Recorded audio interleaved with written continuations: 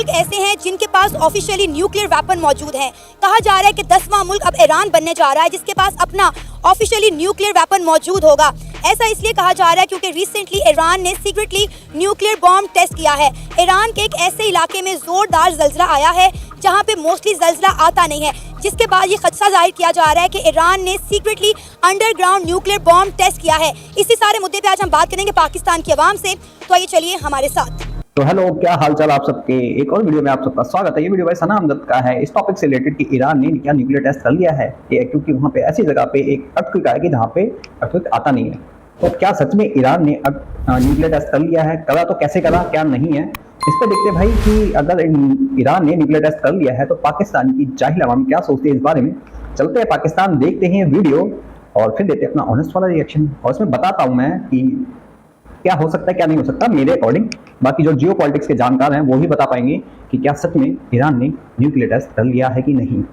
जो मुझे लगता है मैं वो अपनी ओपिनियन आप सबके सामने रखूंगा। आप लोग कितने सहमत हैं कितने नहीं, कमेंट सेक्शन में जरूर बताएं। शुरू करते हैं वीडियो बिना किसी देरी के, चलते हैं पाकिस्तान। देखिए, जहाँ तक ईरान के न्यूक्लियर बॉम्ब की टेस्टिंग की बात है ना, कोई भी मुल्क जिसके पास एटम बॉम्ब नहीं है वो सीक्रेटली एटम बॉम्ब की सर्चिंग और उसकी जो रिसर्चिंग है और उसकी जो इंस्टॉलेशन है या उसके ऊपर वर्किंग इंटरनली कर रहा होता है। बट ये किसी इस चीज़ को अर्थक्वेक के साथ जोड़ना जो है मेरे ख्याल में ठीक नहीं है। पिछले दिनों पाकिस्तान के अंदर भी जल्जला आया तो इसका मतलब हरगिज़ ये नहीं होगा पाकिस्तान उस टाइम कोई जो है वो इसके ऊपर टेस्टिंग वगैरह कर रहा था। जहाँ तक इस टाइम इस एरा को देखा जाए तो ईरान ये समझता है, बल्कि दुनिया भी ये समझती है कि ईरान जो है इस चीज़ की जो टेस्टिंग में है वो लगा हुआ है। और ईरान भी ये समझता है कि जो सिनेरियो चीज़ें बनी हुई हैं इस सिनेरियो के अंदर उनके पास एटमी ताकत होना बहुत ज़रूरी है, क्योंकि इस टाइम वो अपनी जो सबसे ज़्यादा एक कमज़ोरी चीज़ समझ रहा है दुनिया के सामने वो यही है कि उसके पास बोलने की ताकत है, उसके पास लड़ने की भी ताकत है, लेकिन वो जिस चीज़ की वजह से लड़ने से पीछे हट जाता है वो है उनके पास एटम बम का ना होना। तो उसमें करेज है और करेज होने में दुनिया ने माना भी है कि ईरान जो है has a power, has a courage to fight, to talk with enemy. तो इस वजह से पहली बात कि जहाँ पे अर्थक्वेक आया ना वो वहाँ पे अर्थक्वेक आता नहीं है। दूसरी बात, अगर ईरान इतना ही पावरफुल होता ना तो अब तक वो सऊदी को खा चुका होता। मुस्लिम उम्मा का चुम्मा बनना चाहता है वो बहुत बड़ा वाला, ऐसा चुम्मा देना चाहता तुम लोगों को ना, तुम लोग सोच नहीं सकते। और अगर ईरान ने न्यूक्लियर टेस्ट कर लिया है ना तो बेटा वो अब तक बहुत चीजें खेल चुका होता, क्योंकि तुम्हारी प्रॉक्सीज तुम्हारे पास भी है लेकिन तुम लोग पता उसको यूज नहीं कर सकते। रीजन सबसे बड़ा वो किसी काम के नहीं है। ईरान पागल का बच्चा है, वो यूज कर लेगा खैमानी। उसकी तीन तीन प्रॉक्सीज देंगी, हिजबुल्ला, हुतीज, हमास, वो सीरिया में भी अपने ISIS के भी वो चला रहा है। और जहां तक मुझे लगता है कि रशिया ने वॉर हेड दिए होंगे जानबूझ के ईरान को कि भाई तू जाके टेस्ट कर ले ताकि तेरे ऊपर इजराइल हमला ना करे। सबसे बड़ा रीजन US तेरे पर हमला ना करे, तेरी ऑयल रिफाइनरीज और तेरे न्यूक्लियर प्लांट उड़ाए ना। सबसे बड़ा रीजन ये है। आगे बात समझ में, क्योंकि अभी पीछे एक खबर आई थी कि मोसाद के एजेंटों ने इनके जो वेयर हाउसेज थे, सीक्रेट वेयर हाउसेज, वहां से सारे डॉक्यूमेंट गायब कर दिए, इनको घंटा पता नहीं लगा।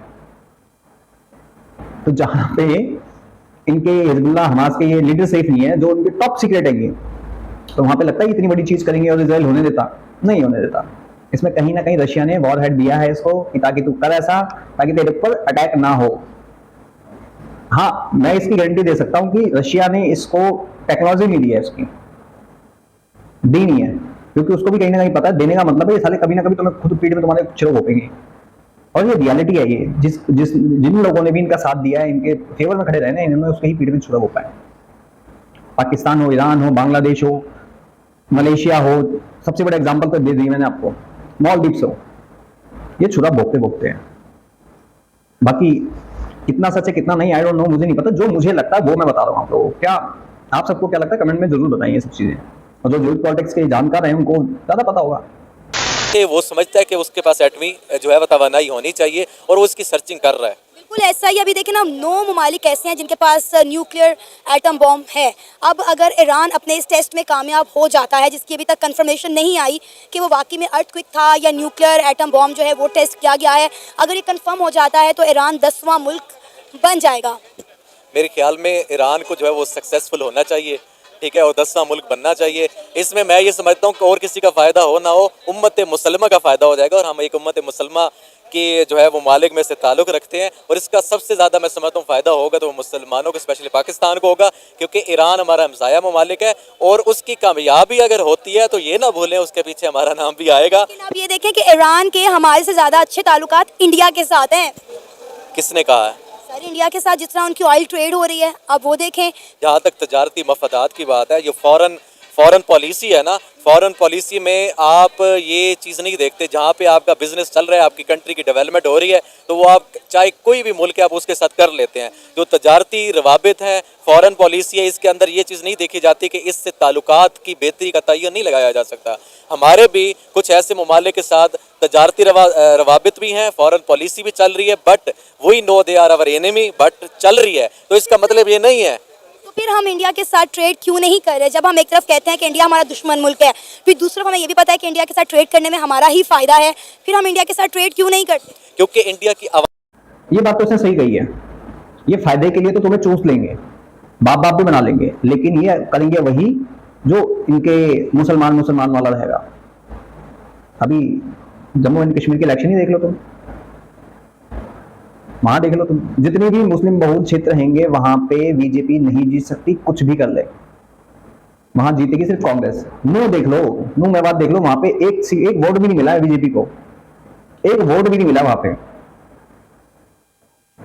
ये बहुत बड़ी चीज है। हैदराबाद में देख लो, जहां पे ये लोग रहेंगे वहां पे तुम्हें भैया वोट नहीं मिलेंगे, ये पूरी पॉलिटिक्स चेंज कर देंगे, तुम इनको जो मर्जी दे दो। सबसे बड़ा एग्जांपल, तुम चाहे बांग्लादेश को जो मर्जी दे दो, ईरान के साथ तुमने ट्रेड कर ली, जो मर्जी कर ली, लेकिन वो तुम्हारे खिलाफ बोलेगा कहीं ना कहीं। बोला था ना, पीछे खमेनी का बयान आया था।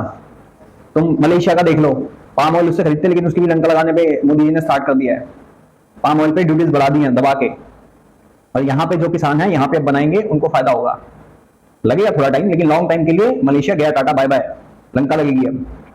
सीधा 2.5%, 5% ऐसे से एक्स्ट्रा बढ़ा दिया है, मतलब 5 गुना 2.5 गुना ऐसे बढ़ा दिया ड्यूटीज। मालदीव्स देख लो, तो भैया ये किसी के नहीं है, ये अपने फायदे के लिए तुम्हारा पता नहीं क्या क्या चूम लेंगे, खा भी लेंगे, थूक के चाटेंगे भी। बांग्लादेश की बारी आ रही है, लेकिन इन पे भरोसा करना बेवकूफी से बड़ा कुछ नहीं है, ये छुरा भोगेंगे। ये नहीं सगे तुम्हारे, ये सगे सिर्फ अपने धर्म के हैं, किसी के सगे नहीं है, और ये रियलिटी है। बता दो मुझे कितने मुस्लिम हैंगे जो वीर अब्दुल हमीद को मानते हैं, या फिर तुम्हारा अब्दुल कलाम जी को मानते हैं, कितने हैंगे? जाता भी है कोई? उनकी मिसाल कोई नहीं देगा किसकी? जाके नालायक की मिसाल देगी उठा के, कोई नहीं जाता भाई। इनके लिए पहले धरती नहीं, पहले धर्म है, ये याद रखना। कानून से पहले इनके लिए इनका शरिया है, तो ये हमेशा याद रखना कि ये कभी नहीं सगे होंगे। ये मत बोलना मेरा अब्दुल ऐसा नहीं है, सबका अब्दुल ऐसा नहीं होता, फिर फ्रिज में मिलते हैं फिर सारे के सारे। और ये रियलिटी है, फिर चाहे वो कंट्री हो चाहे इंडिविजुअल पर्सन हो, सबकी एक सोच एक ही है। तमाम नहीं चाहती, अगर जो भी उस टाइम एग्जिस्टिंग जो गवर्नमेंट इंडिया के अंदर है वो पाकिस्तान के साथ रवाबित बढ़ाती है, तो उनकी वोट जो है कास्टिंग वो ख़त्म होती है, क्योंकि वो जो अपनी इलेक्शन पॉलिसी जिस एजेंडे पे लड़ते हैं वो यही एजेंडा है कि हम लोग उनके खिलाफ हैं, और उसी चीज़ को वो उभार के उनका मीडिया भी इस चीज़ को लेके चलता है, और वहाँ पे एक ट्रेंड क्रिएट कर दिया गया है। आपने देखा होगा उनके स्कूल कॉलेजेस के अंदर भी पाकिस्तान के खिलाफ पढ़ाया जाता है, सुनाया जाता है, और उनको एक उनका माइंड सेट बनाया जाता है। आप इंडिया की बात कर रहे हैं? बिल्कुल बिल्कुल। मुझे लगता है आपने ना उल्टा बोल दिया। नहीं, पाकिस्तान के स्कूल कॉलेजेस में हम अपने बच्चों के दिमागों में इंडिया के हवाले से जहर भर रहे हैं, लेकिन अगर आप इंडिया के स्कूल और कॉलेजेस के बारे में बात करें तो मैं यहाँ पे आपको काउंटर कर सकती हूँ कि आप गलत बोल रहे हैं, क्योंकि मैंने खुद जो है उनकी टेक्स्ट बुक्स चेक की हैं, उनमें हाँ हिस्ट्री के बारे में बताया जाता है कि 1947 की जंग, 1965, 1971 की जंग, लेकिन उनका मुआवजा, उनकी जो लड़ाई है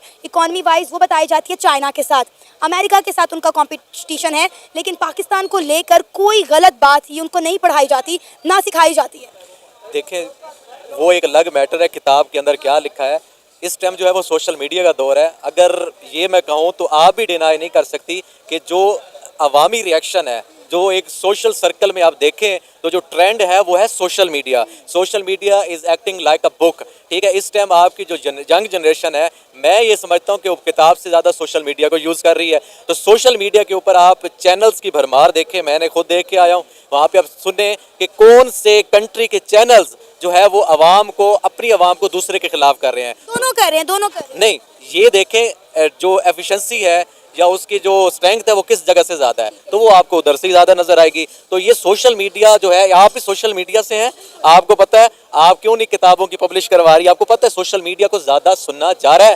अब ये देखें कि मैं चल मैं सोशल मीडिया की भी लेता हूँ, कितने हमारे बच्चे हैंगे 12-13 साल, 15 साल के, 16 साल के, जो पाकिस्तान के खिलाफ बोलते हैं, बता दे भाई। 36-37 साल मेरी भी उम्र हो गई है, मेरा रीजन है बहुत बड़ा तुमसे नफरत करने का, बहुत बड़ा रीजन है। मैं इतनी नफरत चाइना से नहीं करता जितनी मैं तुम लोगों से करता हूँ। तुम लोगों ने जो प्रॉक्सिस करी थी ना, जो तुम्हारे यहाँ पे भी जो ईरान ने हमला करा था इसराइल पे, जो तालियां पीट रहे थे, ऐसी तालियां पीटी जाती थी जब यहाँ पे होता था, भगने पाए जाते थे, मिठाइयां पाई जाती थी। और हम अपने बच्चों को यही नहीं सिखाते। सोशल मीडिया पे तुम कितना भी कुछ भी कर लो, अपने बच्चों को जो तुम घर में सिखाते हो वही बाहर जाके करता है। जो बच्चे घर में देखते हैं वही सीखते हैं, याद रखना। बच्चों की परवरिश बहुत बड़ी चीज होती है। और ये सना खुद इंटरव्यू लेती है बच्चों के, छोटे छोटे बच्चों के दिमागों में क्या किसने बताया, अम्मी ने बताया, अब्बू ने बताया, ये देख ले। बताओ कि इंडिया का नाम सुनते ही पहली चीज दिमाग में क्या आती है? दिल तो मेरा ये करता है, गुस्सा आता है, बॉम्ब लेके ना ब्लास्ट कर दूं, बस खत्म कर दे। मुझे इंडिया बहुत ही बुरा लगे, मुसलमानों पे जुल्म करते हैं और उनको मार देते हैं, इसलिए मैं कहता हूँ उनको बॉम्ब लेके ना मार दे, फाड़ दे इनको। इतने जहरीले और खतरनाक ख्यालात। जी आपका क्या ख्याल है इंडिया को लेके? जब इंडिया का नाम सुनते हो तो पहली चीज दिमाग में क्या आती है? पहली चीज़ है तो उधर गुस्सा बहुत आता है उन पे, क्योंकि वो पाकिस्तानी पे बहुत जुल्म करते हैं इसी बात पे कि वो हमें अच्छा नहीं समझते। अच्छा, अरे ये बातें आपको किसने बताई हैं, आपने किससे सीखी हैं? बस किससे देखी नहीं है ना किससे सुनी है, बस वैसे ही सामने आज गुस्सा आ रहा था ना, जो दिमाग है, दिमाग से कैसे? कहीं तो देखा होगा, सुना होगा। मतलब कि जो भी होता है ना, कोई होता है दिमाग में अच्छा, दिल में कोई अच्छा लगता है, कोई नहीं लगता अच्छा। हमें इंडिया वाले अच्छे नहीं लगते, इंडिया वाले हमें अच्छा नहीं लगता। ये मेंटालिटी है और ये सना को खुद भी पता है।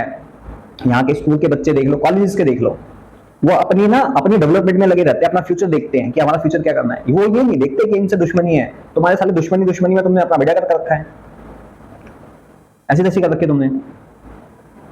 हाँ, तुम्हें काउंटर करने के लिए वीडियो बनाता हूँ मैं, तुम्हें काउंटर करता हूँ। और नफरत है मुझे, हद से ज्यादा नफरत है तुमसे, इस चीज की तो है। नहीं चाहिए संबंध कोई भी। और क्यों भाई इंडिया क्यों करे? ट्रेड किसने बंद करी? मोस्ट फेवरेट नेशन का दर्जा दे रखा था हमने ट्रेड के हवाले से तुम लोगों को, तुमने दिया था? नहीं दिया था। जाके पढ़ लो अपनी हिस्ट्री। नहीं पढ़ोगे तुम, क्योंकि जो तुम्हारे कानों में फूंक दिया जाता है तुम लोग वही चूरन चाटते रहते हो, ट्रक की बत्ती के पीछे भागते रहते हो। अगर आप पब्लिक की बात करें ना, यकीन करें इंडिया और पाकिस्तान की दोनों की पब्लिक बहुत पॉजिटिव है। हम डेली रिएक्शन लेते हैं, लोगों से बात करते हैं। आप यकीन करें जितने पॉजिटिव रिएक्शन पाकिस्तान से जाते हैं उतना पॉजिटिव रिएक्शन इंडिया से भी आता है। ये सिर्फ मीडिया की जंग है जो दोनों तरफ के मीडिया करता है। I am totally agree with you कि जो एक आम पब्लिक है ना, आम पब्लिक कभी भी देखे, कोई भी नहीं चाहता कि मेरे सोसाइटी के अंदर अमन ना हो। मेरे भी कुछ ऐसे लोगों से रवाबित रहे हैं जो समझते हैं कि ये नहीं होनी चाहिए चीज़ें, लेकिन जिन लोगों को ताल्लुक सोशल मीडिया से है, चाहे वो जर्नलिस्ट हैं, चाहे वो मीडिया के एंकर पर्सन है, जो भी हैं, क्योंकि वहाँ पे फिर वही बात आ जाती है, जो गवर्नमेंट्स जो एग्जिस्ट कर रही होती हैं या जिन्होंने आना होता है वो आते ही इस एजेंडे पे हैं, तो वो मीडिया में, क्योंकि वो बिकाऊ मीडिया है, तो वो उनको उस चीज़ पे लगा देते हैं। तो मीडिया जो नेगेटिविटी फैला रहा है वो असल में आवाम, जो जनरल आवाम है, उनके अंदर एग्जिस्ट नहीं इतनी करती जितनी मीडिया फैला रहा होता है। तो ये चीज़ जो है वो मैं टोटली एग्री करता हूँ। मीडिया की बात तो तुम तो करो मत, तुम्हारी मीडिया बिकाऊ मीडिया, भांड मीडिया है। जो तुम्हारी फिजा अकबर खान, तुम्हारी वो किरण नाज और तुम्हारे वो कितने सारे बैठ के कुत्ते की तरह डेली भौंकते रहते हैं, भाऊ भाऊ भाऊ भाऊ भाऊ।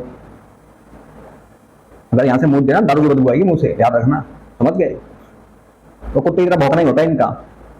गालियां देते रहते हैं यहाँ के प्राइम मिनिस्टर को, लेकिन क्या उखाड़ लेते हो फिर भी तुम? अभी मैडम बलोच को बेचारी को परसों रात की बात है, उसको न्यूयॉर्क जाना था किसी टाइम्स ऑफ इंडिया के टाइम्स ऐसी कुछ था किसी फंक्शन में अटेंड करने, उसको जाने नहीं दिया, उसका पासपोर्ट जब्त कर लिया, उसको उसके साथ मारपीट की गई। करूंगी, आप बताएं किस लीगल टर्म्स पर आपने जो है ना अपने पासपोर्ट उठाया है, बताएं। जिसने पासपोर्ट रखा है उनसे जाके जाओ। किसने उठाया है और किस लिए उठाया है? आपको पता है जिसने रखा है। किसने उठाया है? जिसने रखा है उसके पास जाओ। किसके पास है? जिसने कौन है रखा आपका है। इंचार्ज? आपको कैसे नहीं पता है कि मैं 5 घंटे से यहाँ पे हूँ और आप लोगों ने ना मुझे कोई लीगली बेसिस दी है कि किस लिए आप लोग मुझे रोक रहे हैं? इंचार्ज बेटा उनसे आप जाके बात करें, कौन है आपका? सामने खड़ा हुआ है।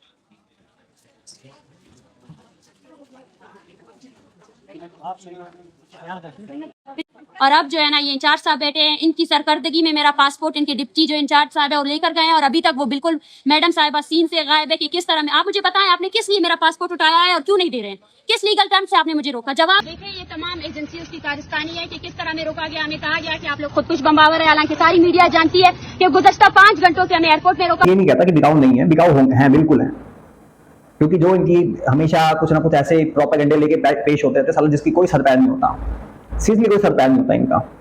ऑथेंटिक खबर मुश्किल से ही कोई चैनल दिखाता होगा, नहीं तो कोई ऑथेंटिक खबर नहीं दिखाता। मैं ज़्यादातर इसलिए न्यूज़पेपर फॉलोज करता हूँ, इनको फॉलो नहीं करता मैं। बात होती कुछ, घुमा के बताते कुछ है, तो उसको मैं इतना भाव भी नहीं देता। हाँ बिल्कुल होगा, कोई बीजेपी के चैनल हैं, कोई कांग्रेस के चैनल होंगे, तो मैं इतना बिलीव करता भी नहीं हूँ। बिकाऊ है लेकिन कंट्रोल्ड नहीं है तुम्हारी तरह। तुम्हारी ISIR भी कंट्रोल करती है तुम लोगों को, तुम्हारे हर इदारों को। और क्या होता है फिर उनके साथ, पेले जाते हैं बेचारे। और बाकी रही इंडिया की बात है, तो इंडिया में ऐसा कुछ भी नहीं है। हम अपने बच्चों को ये नहीं सिखाते, हम अपने बच्चों को सिखाते बेटा बड़े होकर ये करना है, ऐसे करना है, ऐसे। हमें तुमसे लेना देना क्या है बे, क्या लेना देना है? इतना हमें पता है बस, खाली मैं कोशिश ये करता हूँ अपने बच्चों को तुम जिहादियों से दूर रखो, क्योंकि तुम लोगों की मेंटालिटी गंदी है ना। एक वीडियो देखी थी मैंने, मुश्किल से 3-4 साल की बच्ची होगी, हिंदू गंदे, हिंदू ये मेंटालिटी अपने बच्चों में डालते हो। हमारे बच्चों में देख लो, ऐसी मेंटालिटी तो नहीं मिलेगी कभी भी, कभी नहीं मिलती। और भैया तुम किसी के सगे नहीं हो, ये तो सबको पता है, पूरी दुनिया को पता है, इसलिए तुमसे उतना ही मतलब रखो जितना काम का। बस मैं अब तो ये देखता हूं कि जब इतनी सारी इस्लामिक कंट्री ऐसे करती है, कि कभी अफगानिस्तान भी इंडिया की पीठ पे छुरा घोंप सकता है? क्या ऐसा हो सकता है? क्योंकि वहां की पब्लिक इंडियंस को हाँ प्यार करती है, बोलती है इंडिया हमारा दूसरा घर है। तो क्या इस बेस पे, हिंदू मुस्लिम के बेस पे, वो लोग भी नफरत करेंगे किसी टाइम पे? क्या तालिबान भी कभी ये स्टार्ट कर देगा? मैं ये सोचता हूँ। आप सब क्या कहते हो कमेंट सेक्शन में जरूर बताएं। बाकी मैं चलता हूँ, मिलता हूँ आप सबको किसी और वीडियो में, तब तक के लिए जय हिंद, जय भारत, और इन कुत्तों को भौंकने दो।